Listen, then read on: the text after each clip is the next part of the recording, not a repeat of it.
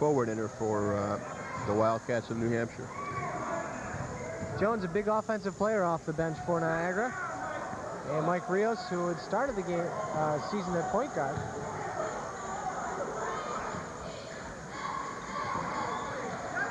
Almost slaps away a ball from Counts. Now Counts driving on the give and go. His shot won't fall, and the foul goes on Rios. A little pushing and shoving. Henry taking exception to Chris Perkins, and Mick Pontalti quickly grabs Perkins, and Pat Jones gets into it now.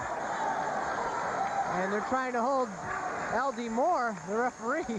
Got a hold of L.D. Moore. He's pointing at Perkins over here. Got to cool these guys off. You don't want to lose L.D. Moore if you're Niagara, leading scorer on the year. No, not at all.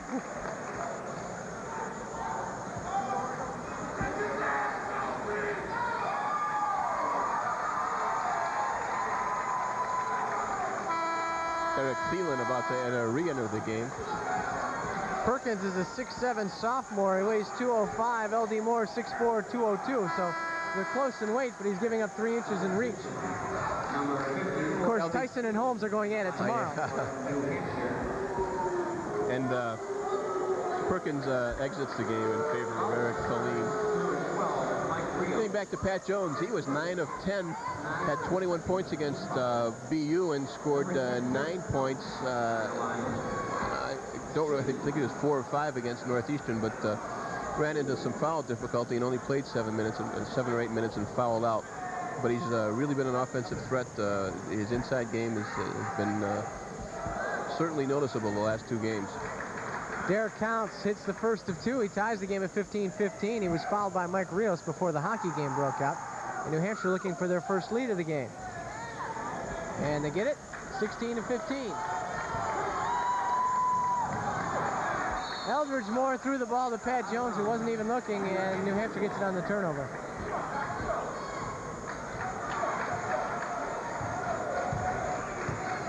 That's Counts with it to Murray. Can't get it to Thielen. He's guarded closely by Pat Jones. Jones all over him, slaps the ball away, but it's picked up by Tommy Hammer. That's Hammer with it. Gives it off to Murray. Nothing inside. Now he tries to drive and is stuffed by Henry. Henry stuffed Eric Thielen, and then Thielen lost the ball out of bounds. Mark was the second leading blocker, shot blocker on the team last year. Joe Orlikas leading the pack and averaged, I think, 1.6 per blocks per game. Seems like Mark has those nice long arms when he's out there. He just gets good extension to block those shots. Times his jumps very well. That's Neal with it. He's hit one from there. He gives off to Rios. Niagara standing around a little bit here. Rios gives off to Pontalti. Way out of his range. Juan Neal. Gives off to Rios. Rios, three-pointer is blocked, and the rebound goes to Marshall. Counts up quickly. Pulls up. The bank shot no good. Rebound up. And a foul. I think it'll go on Pontalti. Yep, that's his second. Marshall got Pontalti to commit himself, and then on the double pump drew the foul. Niagara in a little bit of a dry spell here. 16-15, the Wildcats lead it with 10-11 left in the first half. That was Niagara's third team foul. New Hampshire still with 2. Hammer gets around Neal, but misses the shot. Pontalti gets a piece of it, grabs the rebound, and gives it to Neal. Neal pushing it up for Niagara, has to slow it down. Patrick Jones posting up. And a foul, 3 seconds against Niagara. So turnover starting to plague the Purple Eagles. 16-15, the Wildcats lead at 9:57 left in the half. You're watching Purple Eagles basketball on Adelphia Cable Niagara, Channel 3.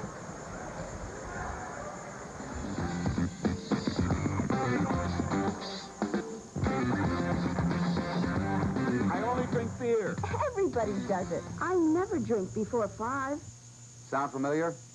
My line was, I can hold my liquor. I didn't think about how much I was holding. I found out it was a lot. My doctor told me anything more than 2 drinks a day was too much. I care about my health, so I cut down. If you're drinking more than 2 drinks a day, why don't you cut down too? If you can't cut down, get help. Call 1-800-ALCOHOLS.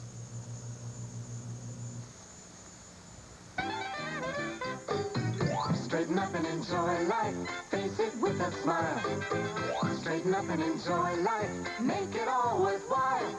The best tip you can give anyone is to protect your health. That includes paying more attention to the structural balance of your body. The American Chiropractic Association reminds you that good posture not only looks good, it makes you feel good, too. Straighten up and enjoy life. Good posture is in style.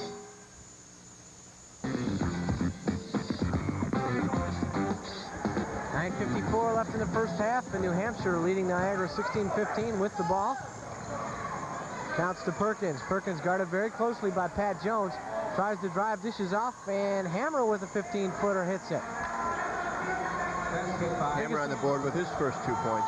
Biggest lead of the game for New Hampshire, 3 points. There's Rios taking it right down the middle, dishes off to Henry. Neal's open, pumps, takes it down the middle, and he puts the shot up, and nothing, a travel violation.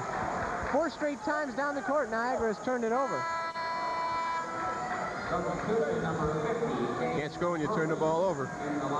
Dave Murray checks back in for Eric Thielen, and turnovers have been the bugaboo of the University of New Hampshire. They average 22 turnovers per game, but have been very disciplined in hanging on to it here in the first half so far. Murray gets a shot blocked, and Ron Neal comes up with it. Now it's by Henry once again. Pat Jones, the bank shot short. He gets his own rebound. No foul called. And good strong work underneath. They can't get it to fall. It bounces out to Henry. Henry will try a long one. Good. A 2-pointer for Mark Henry. It's 18-17. Mark all alone from about 16 feet. It's Tommy Hammer with the ball. And Mark Henry with a steal. A great defensive game so far for Mark Henry. Pulls it up, puts the shot up, and he travels with it again. Mark doing a nice job with the steal. He's got a couple of block shots tonight, but he's plaguing himself with turnovers at the other end, as in everybody else on the court for Niagara so far. Another turnover. Actually, I think he kind of slipped on that one rather than actually walking with the ball. Of course, it's still a turnover. Rios and Hammer bumping their way up court. Hammer gets a pick. Rios fights through it.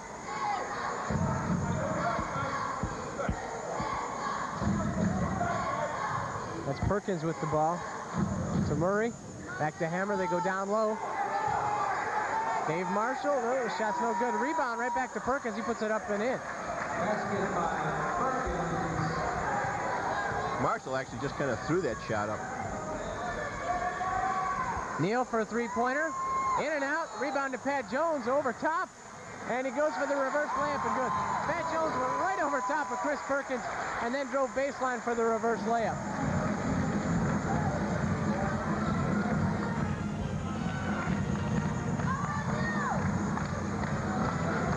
That's Hammer with the ball. Perkins drives the lane, picked up by Neal.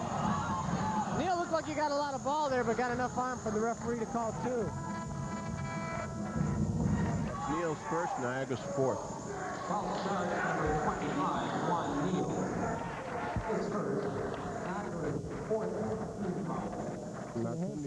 Sorry, Mike. Mark Henry to the bench in favor of Eldridge Moore.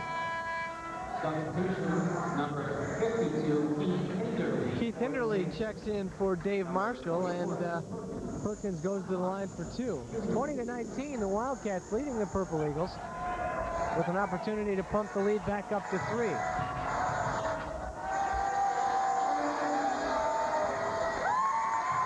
Perkins shooting only 51% from the line.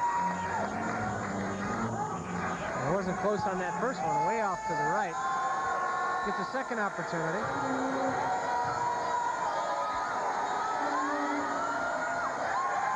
And that was way long. Niagara gets the rebound. That was exactly where the first one was.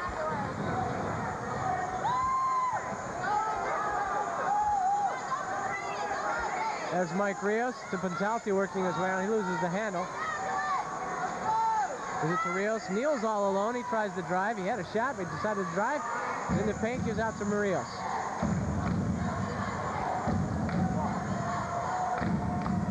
That's Neal with it again. to Rios. Niagara always looking down low. There goes Rios trying to penetrate. Dishes off to Moore. His shot is short. Doesn't get the roll, and the rebound goes to Hinderley.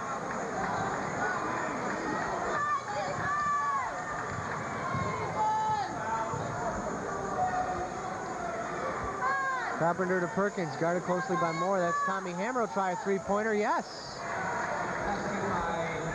4-point lead for New Hampshire.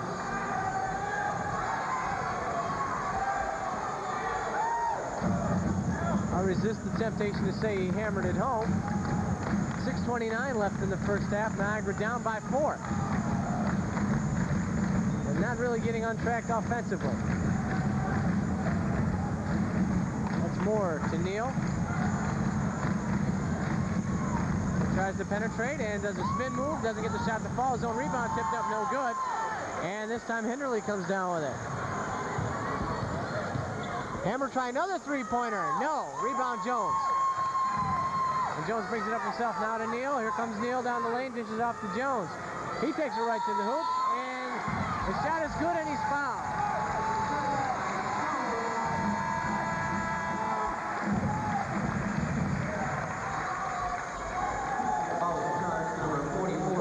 Chris Perkins gets the foul. First foul for Perkins, New Hampshire's third. Substitution, Derek Brevard in for Niagara. And Tom Swick. Fontauti and Moore to the bench. Check that, Fontauti and Juan Neal to the bench. Jones trying to convert the three-point play here and pull Niagara within 1. It's too long, where the rebound goes to Henry and New Hampshire, but the possession goes to New Hampshire.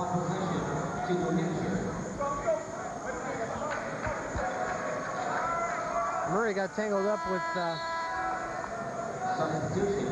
Niagara player, Eldridge Moore, and gets possession. Jerry Friel substituting quite liberally here. Thus far, it's worked. Keeping fresh players in the game to keep up with Niagara, which likes to substitute quite a bit as well. Would have thought Niagara would have had the stronger bench, but it hasn't shown itself so far. That's down low. They lose the ball, but it comes right back to Murray. The shot is too long, tipped up. Rios comes down with it. Niagara tries to break, but New Hampshire's back. The alley-oop to Jones. Puts up another reverse layup and puts Niagara in the lead.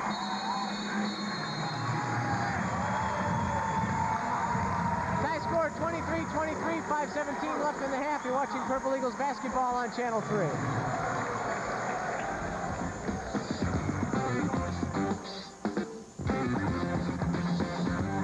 I only drink beer. Everybody does it. I never drink before 5. Sound familiar? My line was, I can hold my liquor. I didn't think about how much I was holding. I found out it was a lot. My doctor told me anything more than 2 drinks a day was too much. I care about my health, so I cut down. If you're drinking more than 2 drinks a day, why don't you cut down too? If you can't cut down, get help. Call 1-800-ALCOHOLS.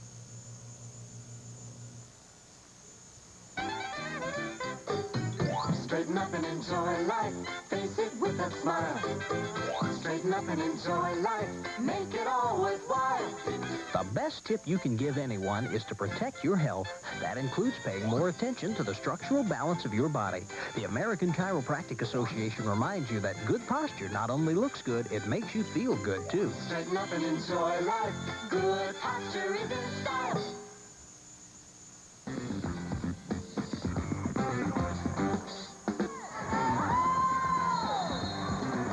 New Hampshire throws the ball away on a little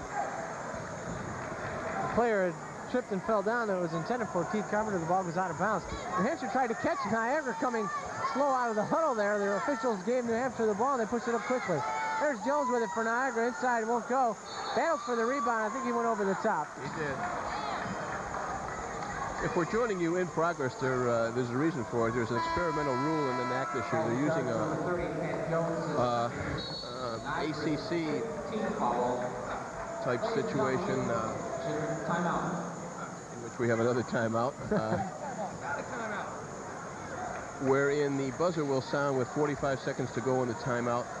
Will sound again after a minute has elapsed during the timeout, and then will sound again 15 seconds after that. Now, after the third buzzer sounds, if one team is not on the floor, the official can just hand the ball to the team inbounding, and consequently, we've got some situations where we're getting back to play quicker than what we normally would.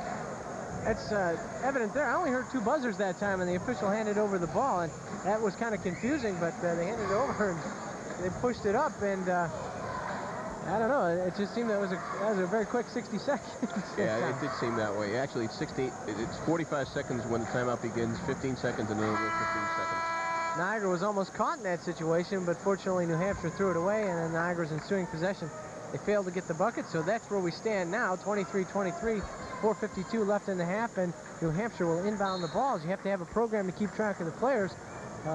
Both teams substituting very freely here in the first half. As Derek Counts with the ball. Keith Hinderly back to Counts. Tommy Harry working on Derek Brevard. They go down low up against Swick. The shot's no good by Hinderly, and Niagara comes out with the rebound. Rios quickly up to Brevard. Can't penetrate to Rios, back over to Swick. Now they go down low to Jones. He draws a crowd. Boy, was he hammered. Not by Hammer, by Hinderly. Kind of hindered his way to the basket, so Jones will go to the line for 2. We could have all sorts of fun if we'd like. That's Hinderly's first, New Hampshire's fourth. Hinderly, incidentally, kind of underscores the difficulty that the Wildcats have had from the line this year. He was 0 for his first 12 from the line, and now has actually made 5 of 6 since that span. He's 5 for 19, 43% from the line. Pat Jones missed his last attempt for Niagara, and finds a solution with that one, and puts the Purple Eagles back in the lead. Neither team have anything more than a 4-point advantage throughout the first half so far. Jones with 7, another one, and he'll tie Mark Henry for game honors here. Second one won't fall, and the rebound's batted around. Jones comes up with it. So Niagara retains possession and can up the lead to 3 here, or 4 if you like a 3-point play. Brevard gets the ball batted away, but retains it. Goes in down low to LD. No good. The rebound, Moore follows it. Now it's loose on the floor. And Carpenter comes up with it for New Hampshire. Up to Counts. And that's a jump ball call. Good defense that time by Niagara. Excellent play by Pat Jones, who leaves the game in favor of Willie Legree. 44, Willie Legree. That's the first time you've seen him on our Cable 3 telecast. He joined the Eagles late this season after suffering a shin splint injury. Been slowed by it a little bit, too. Brevard, a long one, no good. Swick with the rebound for Niagara. He's in the paint, and he trips over number 24, Dave Marshall. No basket. That's Marshall's first foul. If indeed the foul is called on him. No, it was called on Tommy Hammer. Hammer gets the foul. Marshall was mopping up the floor at the time, and Hammer tried to help out and fouled Tom Swick. Niagara will inbound. Moore to Rios, cross court to Brevard. He'll try another jumper. That one's long again. And I believe we got LD Moore going over the back. That's his third. Number 32, LD Moore, his first. Niagara aggressive on the boards and a little too aggressive the last couple of times down the court. It's 24-23. The Eagles lead it.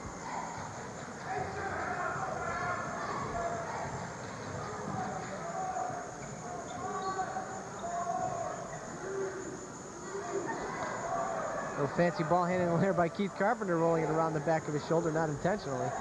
Hammer with it. Wide open for the shot is Carpenter, but he can't hit it. The rebound. Couple of chances for Thielen, and he misses it and loses the ball out of bounds, and New Hampshire gets it. Rios disagrees.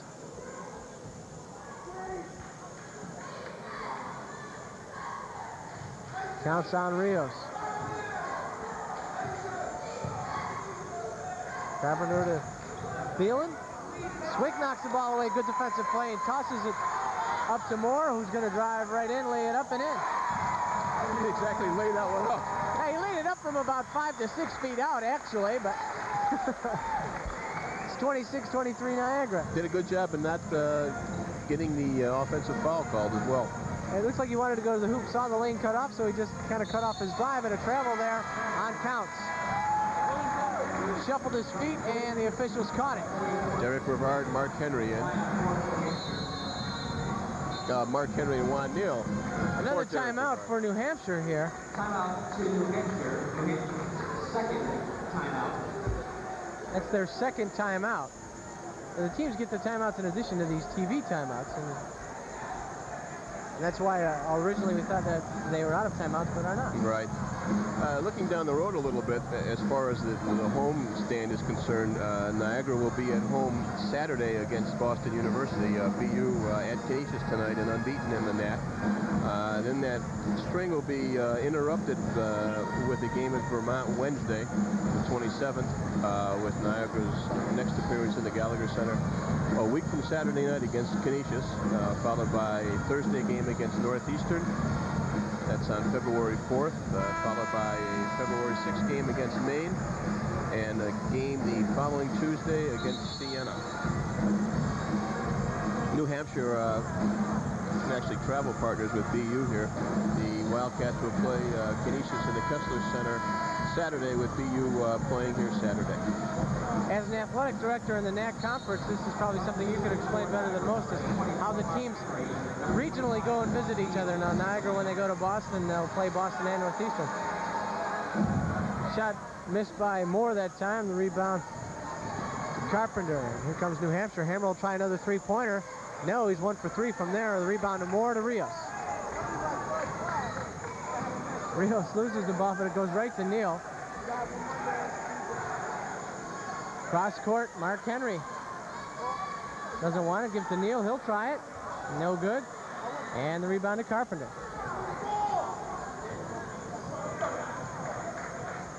One of the advantages of playing your first 4 games on the road are the fact that you get 4 road games out of the way, plus you're playing people at their own gymnasiums while school is out of session, essentially in front of empty houses. Nice play on Willie Legree to knock the ball away, but he can't save it from inbounds. Now, how does Niagara get away with that all the time that day? Well, actually, this year it's back 3 or 4 years ago, teams were allowed to state what type of preferences they had, and a schedule was put out by the president of the conference trying to keep all the preferences in mind, and it worked out that way for Niagara. You're not pulling any strings, though. No. New Hampshire's ball. That's Carpenter with it. To Thielen. Thielen tries to drive on Henry, loses the ball. Rios slapped it off Thielen's legs, but it didn't go back out of bounds, so Carpenter lays it up and in. 26-25, the Eagles lead the Wildcats with a minute and a half left.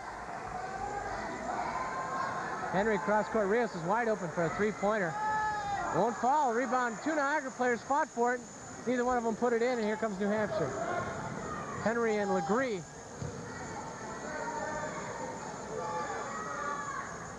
Got tied up. That's Mike Looney and Hammer in the backcourt now for New Hampshire. Looney with the ball to Hammer. And he shuffled his feet and turns it over. 55 seconds to go, and what has really quieted down into a low-scoring affair this first half. New Hampshire, 250 turnovers going into this game. That's an average of 22 a game. Rios with the ball, 30 seconds on the shot clock, 40 on the half. Juan Neal goes baseline, and the ball's on the floor, and Hammer picks it up. Looked like he tried to pass it to Willie Legree, who wasn't expecting the pass. Expect New Hampshire to take the last shot here. 26 seconds left in the half. Lundy gives up his dribble. Now gets help from Hammer. Carpenter out top trying to waste 14 seconds left. That's Lundy with it. 10.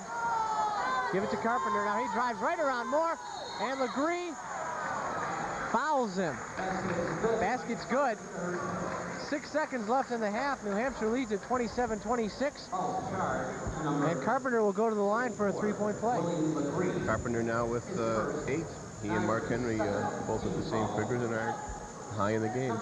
Defensive lapse that time by Niagara, allowing Carpenter to shoot through the lane, get the layup, and draw the foul.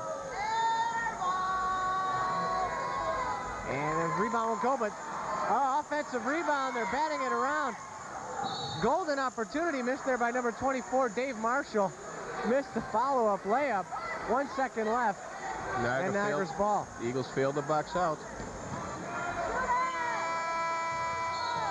Rios' desperation shot falls off the mark.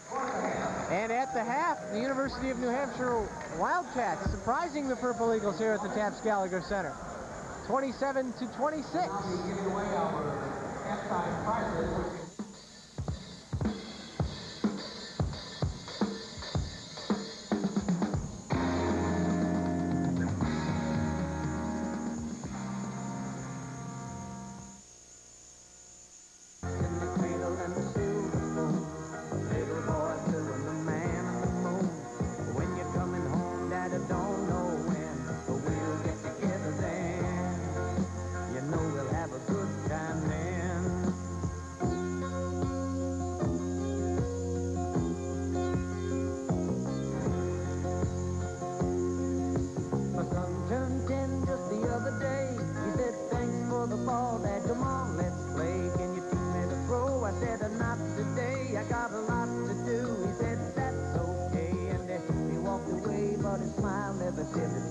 I'm gonna be like him, yeah.